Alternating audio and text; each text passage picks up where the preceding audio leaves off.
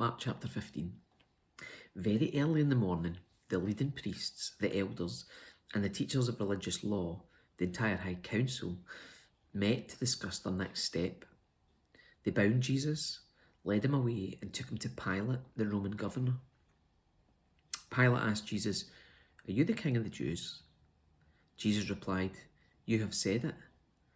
Then the leading priests kept accusing him of many crimes, and Pilate asked him, "Aren't you going to answer them? What about all these charges they are bringing against you?" But Jesus said nothing, much to Pilate's surprise.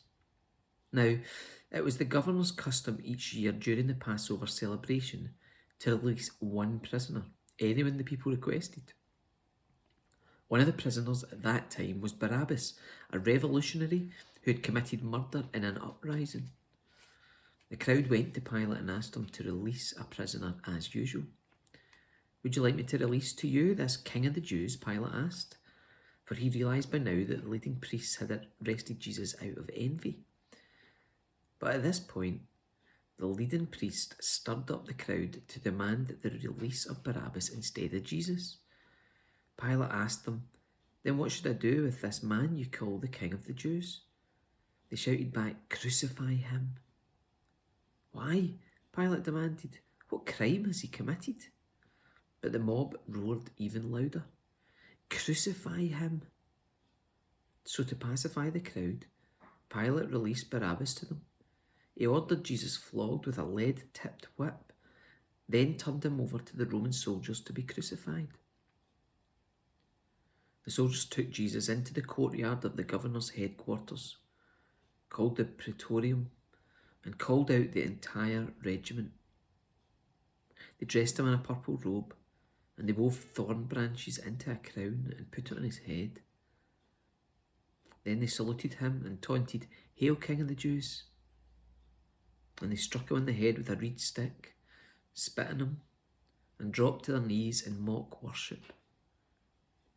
When they were finally tired of mocking him, they took off the purple robe and put his own clothes on again. Then they led him away to be crucified. A passerby named Simon, who was from Cyrene, was coming in from the countryside just then, and the soldiers forced him to carry Jesus' cross. Simon was the father of Alexander and Rufus. And they brought Jesus to a place called Golgotha, which means place of the skull. They offered him wine, drugged with myrrh, but he refused it. Then the soldiers nailed him to the cross. They divided his clothes and threw dice to decide who would get each piece. It was 9 o'clock in the morning when they crucified him. A sign announced the charge against him. It read, "The King of the Jews." 2 revolutionaries were crucified with him, one on his right and one on his left. The people passing by shouted abuse, shaking their heads in mockery.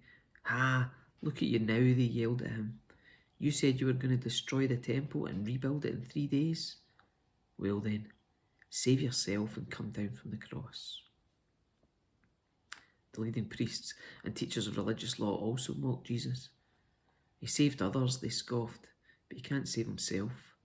Let this Messiah, this King of Israel, come down from the cross so we can see it and believe him."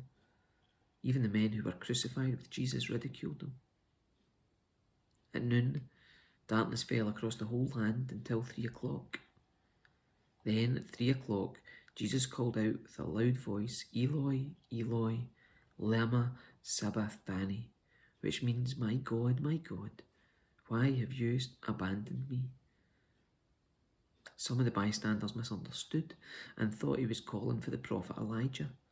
One of them ran and filled a sponge with sour wine, holding it up to him on a reed stick so he could drink. "Wait," he said. "Let's see whether Elijah comes to take him down."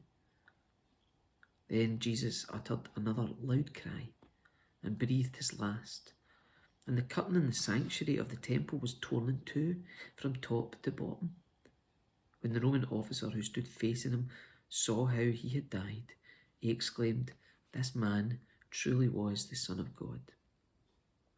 Some women were there, watching from a distance, including Mary Magdalene, Mary, the mother of James the younger and of Joseph, and Salome.